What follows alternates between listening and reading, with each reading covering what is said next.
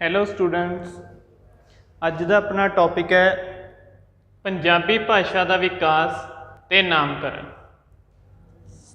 ਇਸ ਤੋਂ ਪਿਛਲੇ ਟੌਪਿਕ ਦੇ ਵਿੱਚ ਆਪਾਂ ਪੰਜਾਬੀ ਭਾਸ਼ਾ ਬਾਰੇ ਪੜ੍ਹਿਆ ਵੀ ਭਾਸ਼ਾ ਕੀ ਹੈ, ਕਿਸ ਤਰ੍ਹਾਂ ਉਹ ਹੋਂਦ ਵਿੱਚ ਆਈ ਹੈ ਤੇ ਉਹਦੇ ਰੂਪ ਕੀ ਨੇ। ਜਿਵੇਂ ਅਸੀਂ ਪੜ੍ਹਿਆ ਹੈ ਵੀ ਭਾਸ਼ਾ ਦੇ ਮੇਨ ਦੋ ਰੂਪ ਨੇ, ਆਪਾਂ ਬੋਲਚਾਲ ਦੀ ਬੋਲੀ ਰਾਹੀਂ, ਮੌਖਿਕ, ਉਸ ਤੋਂ ਬਾਅਦ ਅੱਗੇ ਆਪਾਂ ਰਾਜ ਭਾਸ਼ਾ, ਖੇਤਰੀ ਭਾਸ਼ਾ, ਰਾਸ਼ਟਰੀ ਭਾਸ਼ਾ ਤੇ ਅੰਤਰਰਾਸ਼ਟਰੀ ਭਾਸ਼ਾ।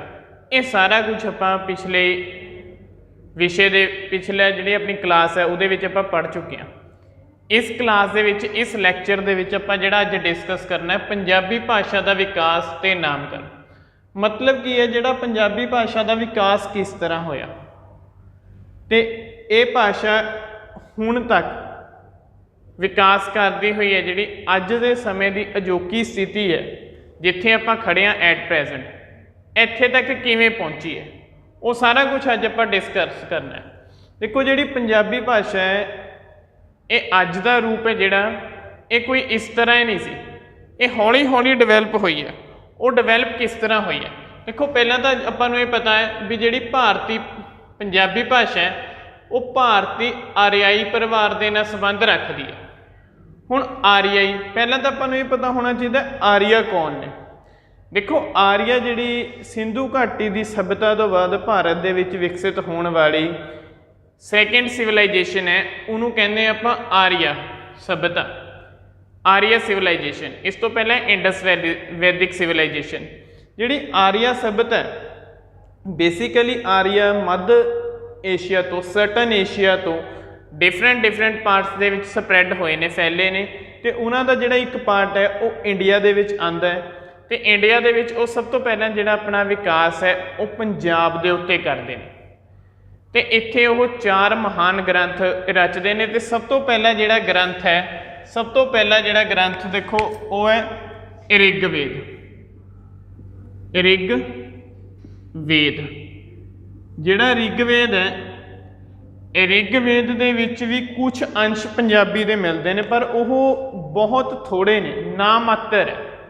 ਬੇਸਿਕਲੀ ਜ਼ਿਆਦਾਤਰ ਉਹਦੇ ਵਿੱਚ ਸੰਸਕ੍ਰਿਤੀ ਭਾਸ਼ਾ ਹੈ। ਹੁਣ ਜਿਹੜੀ ਆਪਣੀ ਪੰਜਾਬੀ ਭਾਸ਼ਾ ਹੈ ਉਹ ਭਾਰਤੀ ਆਰਿਆਈ ਭਾਸ਼ਾ ਪਰਿਵਾਰ ਦੇ ਨਾਲ ਸੰਬੰਧ ਰੱਖਦੀ ਹੈ। ਦੇਖੋ, ਸਭ ਤੋਂ ਪਹਿਲਾਂ ਵੈਦਿਕ ਭਾਸ਼ਾ, ਵੈਦਿਕ ਭਾਸ਼ਾ ਜਿਹੜੀ ਉਸ ਸਮੇਂ ਵੈਦਿਕ ਸਿਵਲਾਈਜੇਸ਼ਨ 'ਚ ਆਰੀਆ ਸਿਵਲਾਈਜੇਸ਼ਨ ਦੀ ਇੱਕ ਤਰ੍ਹਾਂ ਬੇਸ ਕਹਿ ਸਕਦੇ ਹਾਂ, ਜਿੱਥੋਂ ਸ਼ੁਰੂ ਹੁੰਦਾ, ਮੁੱਢ ਵੱਜਿਆ ਜਾਂਦਾ, ਉਹ ਵੈਦਿਕ ਭਾਸ਼ਾ। ਵੈਦਿਕ ਭਾਸ਼ਾ ਤੋਂ ਬਾਅਦ ਹੈ ਸੰਸਕ੍ਰਿਤ।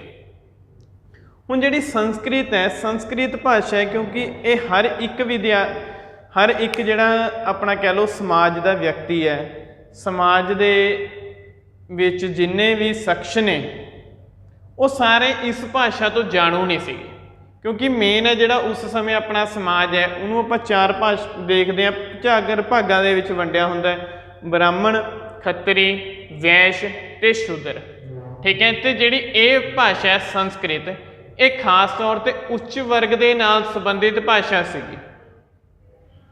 ਜਿਹੜੇ ਆਮ ਲੋਕ ਨੇ ਉਹਨਾਂ ਨੂੰ ਕੀ ਹੈ, ਸੰਸਕ੍ਰਿਤ ਭਾਸ਼ਾ ਨਾ ਤਾਂ ਬੋਲਣ ਦਾ ਅਧਿਕਾਰ ਸੀ ਤੇ ਨਾ ਹੀ ਸੁਣਨ ਦਾ ਅਧਿਕਾਰ ਸੀ। ਤਾਂ ਉਸ ਸਮੇਂ ਫਿਰ ਇੱਕ ਨਵੀਂ ਭਾਸ਼ਾ ਪ੍ਰਚਲਿਤ ਹੋਈ ਜਿਹਨੂੰ ਆਪਾਂ ਕਹਿ ਦਿੰਦੇ ਹਾਂ ਪ੍ਰਕਿਰਤ।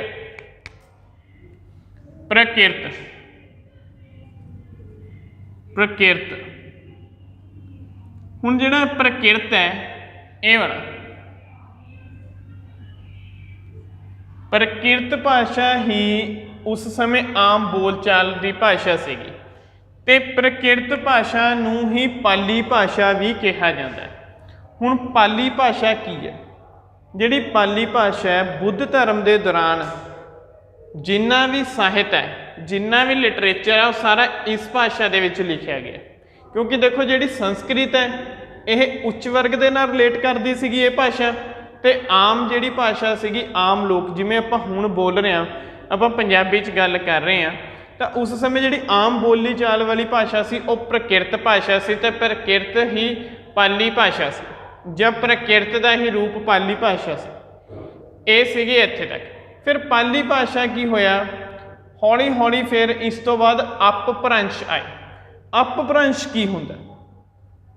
अपभ्रंश है जिहड़ा बेसिकली आपां अपभ्रंश नूं विगड़िया होया रूप भी कह दिंदे आ।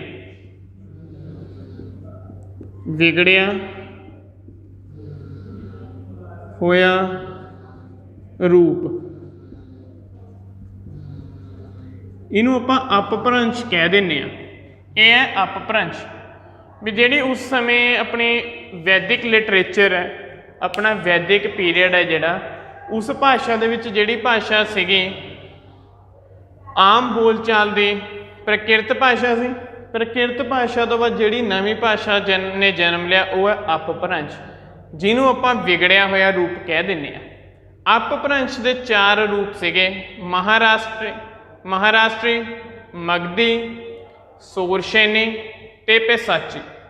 देखो दोबारा रिपीट करदा, महाराष्ट्री, मगधी, सोरशेनी ते पैसाची।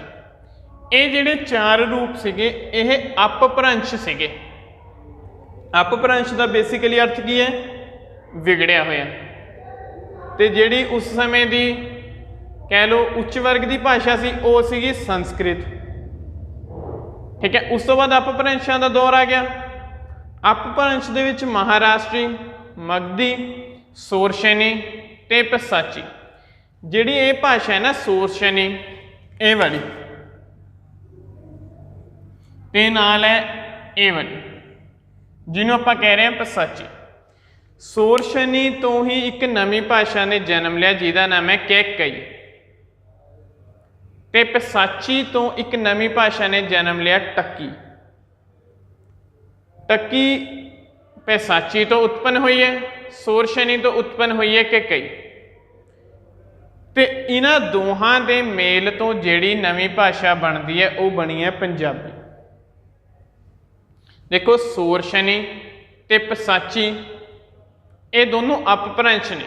अगे इन्हां तो अपभ्रंश मतलब तुहानूं पहले ही दस्सिया विगड़िया होया रूप, पर जदों ये दोनों नूं व्याकरण बंद कर दिता गया, व्याकरण बंद मतलब की है, इन्हां नूं नियमां दे तहत ले आंदा गया, इन्हां दे विच नवे नवे नियम बनाए जान लगे, तो ये दोनों रूप हैं जिहड़े ये आम लोगों तो दूर हो गए ते एक नवे रूप ने जन्म लिया कैकई, ते इधरों नवे रूप ने जन्म लिया टक्की। ठीक है, यह भाषा आम लोगों तो दूर हो गई। जिस तरह संस्कृत क्योंकि उच्च वर्ग की भाषा सीगी, यह आम लोगों तो दूर सी। सेम इसी तरह सोरशेनी ते पैसाची हैं जिहड़ियां यह व्याकरण बंद हो गई जदों इन्हां दा नूं नियमां दे तहत लिआंदा गया, नियम इन्हां दे विच बनाए गए, तो यह वख हो गई आम लोगों तो। ते नवे रूप जन्म लिया कैकई ते टक्की। फिर इन्हां दोहां तो हौली हौली करती हुई पंजाबी भाषा उत्पन्न हुई है। पंजाबी भाषा जिहड़ी वो इस तरह बनी है। देखो इत्थे तक समझ आ गया सारे स्टूडेंट्स को, मैं आस करदा कि समझ आ गया होगा। देखो सब तो पहला भारती आर्याई भाषा, ठीक है, उहदे विच वैदिक भाषा, ठीक है, वैदिक भाषा जिहड़ी उस समय बोली जाती सी। फिर हौली हौली संस्कृत भाषा डिवेलप हुई, पर यह उच्च वर्ग की भाषा, आ देखो उच्च वर्ग दी भाषा। संस्कृत क्योंकि आम लोगों की भाषा नहीं सी, यह समाज के उच्चे वर्ग के नाल ही रिलेट करती सी। इसी करके फिर नवी भाषा का जन्म होया प्राकृत या पाली। पाली भाषा जिहड़ी आम लोगों की भाषा सीगी, ते इसी भाषा दे विच ही बुद्ध धर्म का सारा लिटरेचर इस दे विच लिखिया गया। पर फिर अपभ्रंशां दा दौर आया। अपभ्रंश मतलब आपां करिया विगड़िया होया रूप। दिन 4 महाराष्ट्री, मगधी, सोरशेनी ते पैसाची। फिर जदों यह दोनों व्याकरण बंद हो गए, पैसाची ते सोरशेनी, तो 2 नवे रूपों ने जन्म लिया कैकई ते टक्की। उन्हां दोहां दे मेल तो एक नवी भाषा उत्पन्न होंदी है जिन्हों कहा जाता है पंजाबी। इस तरह जिहड़ी पंजाबी भाषा है वो इन्ने दौर तो इन्ने समय तो बाद इत्थे तक पहुंची है। किन्ने देखो रूपों दे विच शुरू हुई, कई बारी प्रश्न बन जाता है भी पंजाबी भाषा किस अपभ्रंश तो उत्पन्न हुई है, तो आपां ने उत्थे जवाब देना है सोरशनी या पिसाची।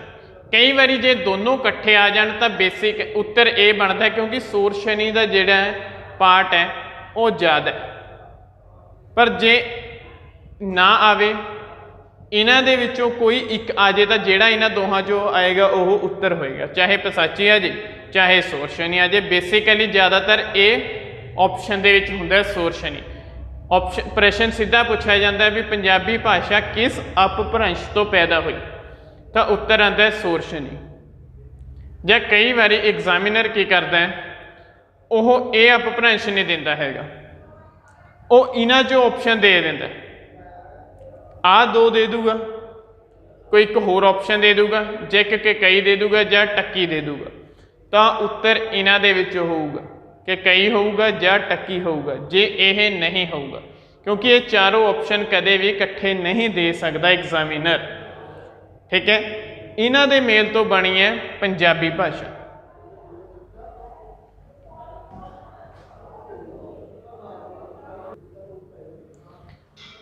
हुण देखो आपां इत्थे तक पंजाबी भाषा दे विकास बारे पढ़ चुके हैं भी पंजाबी भाषा किस तरह जिहड़ी ओह होंद विच आई। बेसिकली पंजाबी भाषा अपभ्रंशां तो बनी है, आपां ये सारा कुछ हुण डिस्कस करके हटे। हुण देखो जिहड़ा पंजाबी भाषा दा अज दा रूप है, एट प्रेजेंट जिहड़ी भाषा पंजाबी आपां पढ़ रहे हैं, जिहड़ी आपां गलबात कर रहे हैं, डिस्कस कर रहे हैं, किताबां विच पढ़ रहे हैं या न्यूज़पेपर च पढ़ रहे हैं, मैगजीन च पढ़ रहे हैं, किते भी पढ़ रहे हैं, वो जिहड़ा रूप है पहला इस तरह का रूप नहीं सी।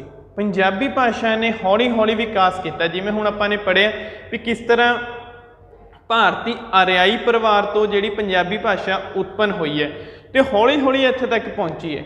इसी तरह ना पंजाबी भाषा जिहड़ी पंजाबी भाषा के जिहड़े पहले चिन्ह मिलते हैं, जिस दे विच कुछ मात्रा विच या कुछ अर्थां विच पंजाबी भाषा जिहड़ी एक्चुअली मिलती है, ठीक है। जिवें मैं तुहानूं पहलां दस्सिया भी ऋग्वेद है, ऋग्वेद विच कुछ अंश मिलते हैं पर वो बहुत थोड़े ने। हुण एक अपने कोल होए ने नाथा जोगी, नाथ जोगी,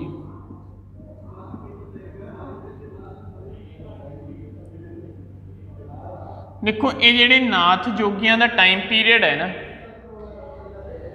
ये कोई 7वीं सदी तो शुरू हो जाता है, 7वीं सदी तो लैके कोई यह 8वीं 9वीं सदी तक चलता है। बेसिकली ये कोई 250-300 साल का समय है। इहदे विच देखो जिहड़े आंदे ने जिवें गोरखनाथ, देखो गोरखनाथ, गोरखनाथ, चरपटनाथ,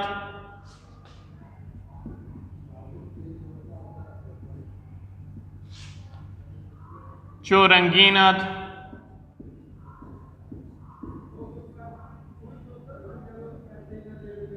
चौरंगीनाथ ते इस तरह कई होर नाथ आते हैं। गोरखनाथ है जिहड़ा ये पंजाब दे विच एक इस नाम तो काफ़ी ज़्यादा जिहड़ी जनता है वो वाकफ है।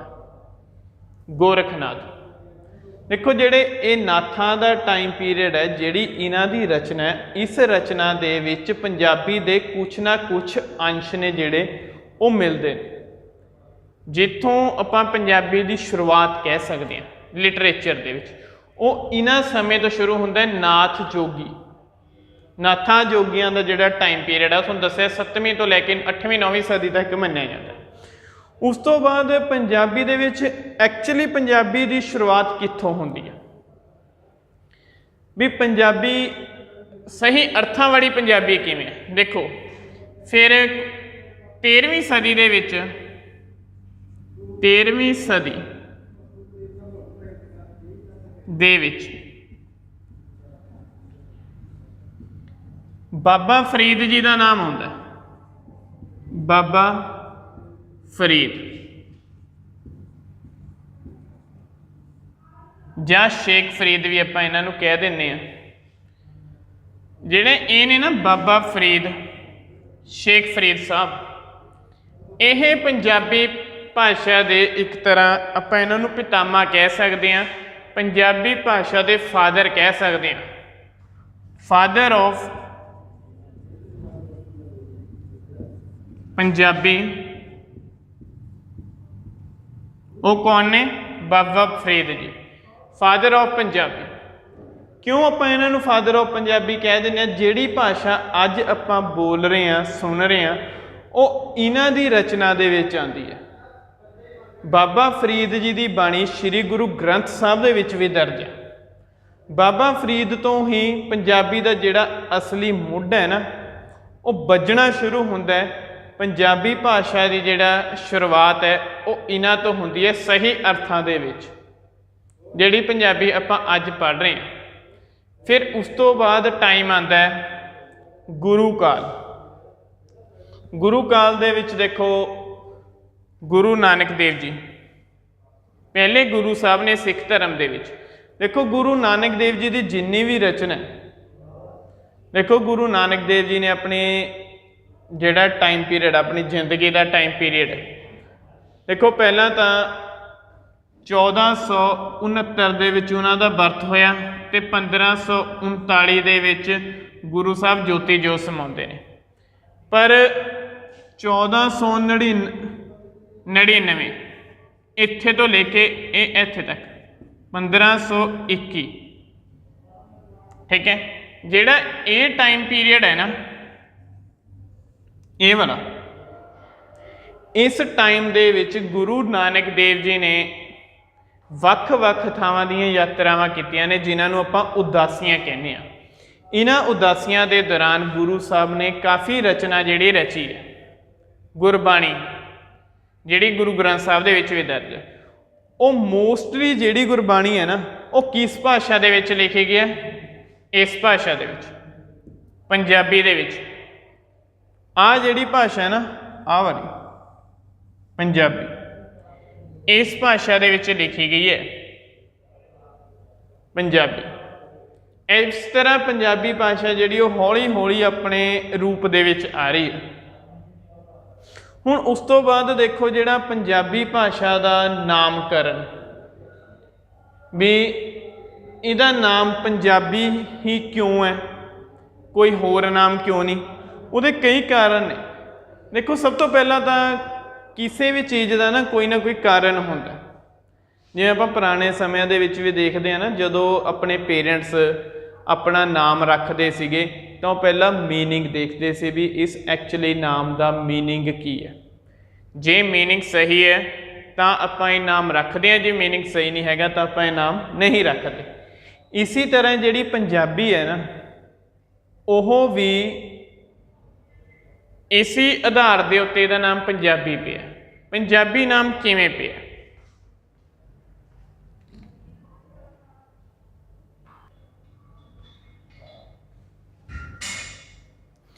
ਪੰਜਾਬੀ ਭਾਸ਼ਾ ਹੈ ਨਾ, ਜਿਹੜਾ ਪੰਜਾਬੀ ਸ਼ਬਦ,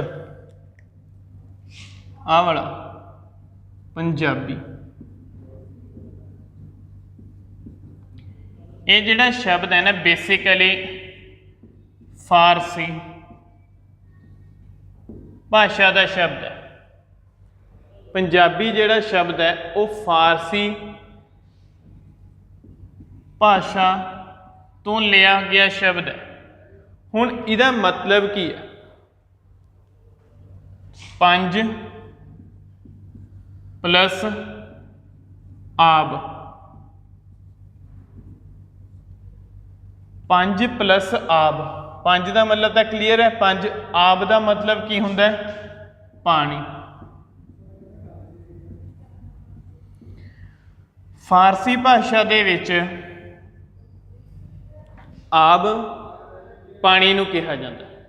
ਪਾਣੀ ਦੇ ਲਈ ਫਾਰਸੀ ਭਾਸ਼ਾ ਦੇ ਵਿੱਚ ਜਿਹੜਾ ਸ਼ਬਦ ਵਰਤਿਆ ਜਾਂਦਾ ਹੈ ਨਾ, ਉਹ ਆਬ ਸ਼ਬਦ ਵਰਤਿਆ ਜਾਂਦਾ ਹੈ। ਇਸ ਕਰਕੇ 5 + ਆਬ ਮਤਲਬ ਪੰਜਾਬੀ। ਹੁਣ ਪੰਜਾਬੀ 5 + ਆਬ ਕਿਹੜੇ ਨੇ? देखो उस समय पंजाब है ना जिहड़ा वो 5 दरियावां की धरती सी। देखो 5 दरिया किहड़े ने?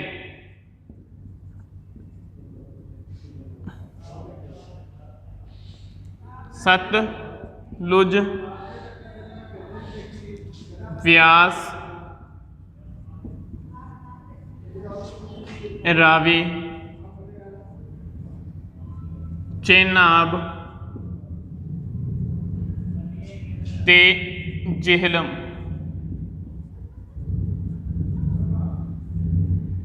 ਜਿਹੜੇ ਇਹ 5 दरिया ने ना, इन्हां 5 दरिया ਨੂੰ ही कहा जाता है 5 पानियां की धरती। मतलब की है, दरिया सतलुज तो लैके दरिया जेहलम तक, ठीक है, जा कह सकते हो भी आह 5 दरिया सतलुज, व्यास, रावी, चनाब ते जेहलम, ਜਿਹੜੀ ਧਰਤੀ ਦੇ ਉੱਤੇ शब्द वरते जाते सी, उस शब्द ਨੂੰ, उस ਜਿਹੜੀ ਧਰਤੀ ਦੇ ਉੱਤੇ 5 पानी वगदे सी, 5 दरिया वरतदे सी, ਉਹਨੂੰ ਕਿਹਾ ਜਾਂਦਾ ਸੀ पंजाब। पंजाब 5 प्लस आब, 5 प्लस आब, ते इत्थे ਜਿਹੜੀ भाषा बोली जाती सी ਉਹ बन गई पंजाबी। इस तरह जिहड़ा इहदा नाम पिया। पर फिर की होया, 1947 1947 ਦੇ ਵਿੱਚ अपना पार्टीशन हो जाता है। पंजाबी भाषा ਨੂੰ इस दे नाल बहुत ज़्यादा प्रभाव पैंदा। क्यों प्रभाव पैंदा? देखो पहला ही दस्सिया भी जिहड़ी पंजाबी भाषा है ਉਹਦਾ ਜਿਹੜਾ विकास है वो अपने सांझे पंजाब के उत्ते होया, ते पंजाबी भाषा पंजाब शब्द तो बनी है, ते पंजाब शब्द यह 5 दरियावां तो बने। 1947 ਦੇ ਵਿੱਚ ਵੰਡ ਹੋਣ ਦੇ ਨਾਲ ਕੀ ਹੁੰਦਾ, ਜਿਹੜਾ ਇਹ सतलुज ਤੇ ਬਿਆਸ, ਇਹ 2 दरिया ਤਾਂ पूर्ण तौर ਤੇ अपने इंडिया ਦੇ ਵਿੱਚ आ ਜਾਂਦੇ ਨੇ, ਤੇ ਰਾਵੀ ਦਾ ਕੁਝ ਕੁ ਹਿੱਸਾ ਆਪਾਂ 30% कह सकते हैं। 30% हिस्सा जिहड़ा रावी का वो इंडिया दे विच आ जाता है, तो बाकी 70% हिस्सा प्लस चेनाब ते जेहलम ये पाकिस्तान दे विच चले जाते हैं, तो एक नवा मुल्क बन जाता है पाकिस्तान।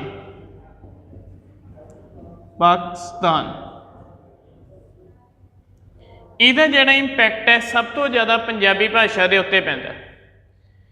क्यों पैंदा? देखो पंजाबी भाषा पंजाब दे विच बोली जाती है, पंजाब दे विच जन्मी है। इस तो बाद जिहड़ा पंजाबी भाषा 2 भागां दे विच वंडी जाती है, एक आपां चढ़दा पंजाब कह दिंदे, एक लਹਿੰਦਾ पंजाब कह दिंदे।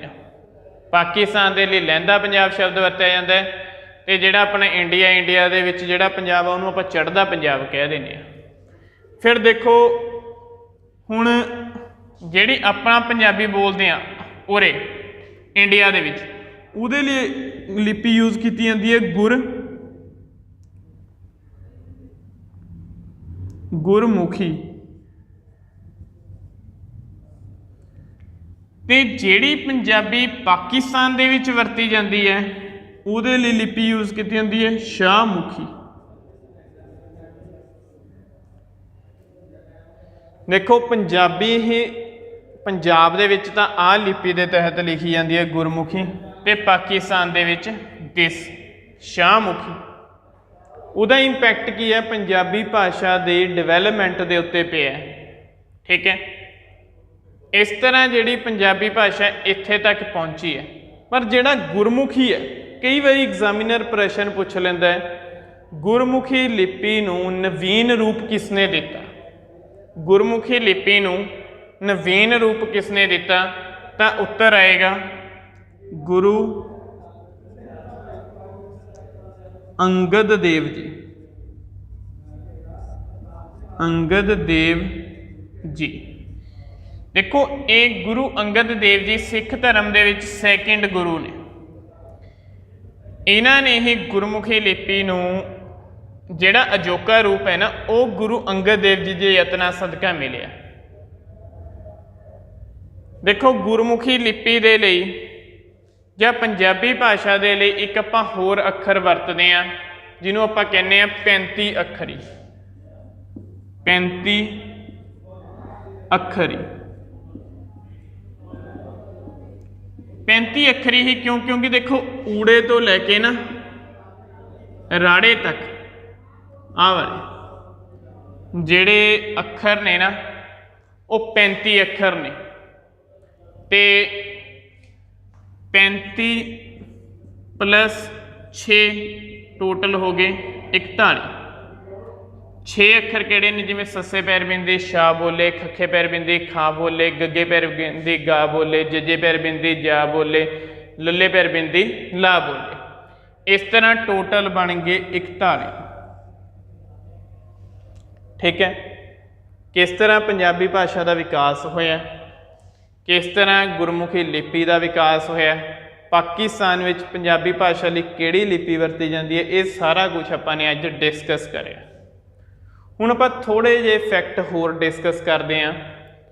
देखो हुण जदों पंजाबी भाषा बन गई पंजाबी भाषा हौली हौली अपना विकास कर रही है पर सेम टाइम 1947 की पार्टीशन ने इनू दूरी मार मारी दो भागों के विच वंड दिता गया एक पाकिस्तान ते दूजा इंडिया दे विच ठीक है। इस दे नाल की है पाकिस्तान के विकास विच जिहड़ी थोड़ी खड़ोत आई है पर समय दे नाल वो विकास हौली हौली जारी है ते भाई वीर सिंह वर्गे कवियां ने इहदे विकास दे विच इंपोर्टेंट रोल प्ले किया ठीक है। हुण दो चार प्रश्न जिहड़े सीधे डायरैक्ट भाषा दे नाल रिलेट करदे पेपर दे विच पुछ ले जाते हैं। कई बारी प्रश्न पूछ लिया जाता है भी अपने कॉन्स्टिट्यूशन दे विच इंडियन कॉन्स्टिट्यूशन दे विच संविधान दे नाल रिलेट करता किहड़ा शेड्यूल है या किहड़ी अनुसूची है जिस दे विच भाषावां दा जिक्र किया जाता है तो उत्तर आएगा 7th शेड्यूल 7वीं अनुसूची 7वीं अनुसूची दे विच भाषावां दा जिक्र।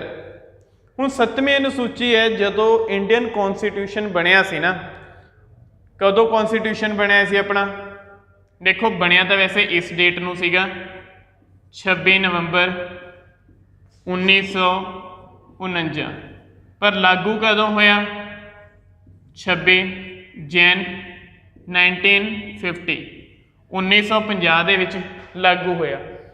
उस समय इस समय जदों अपना कॉन्स्टिट्यूशन बनिया तो ये 7 शेड्यूल दे विच कितनियां लैंग्वेज सीगियां 14 भाषावां सीगियां पर एट प्रेजेंट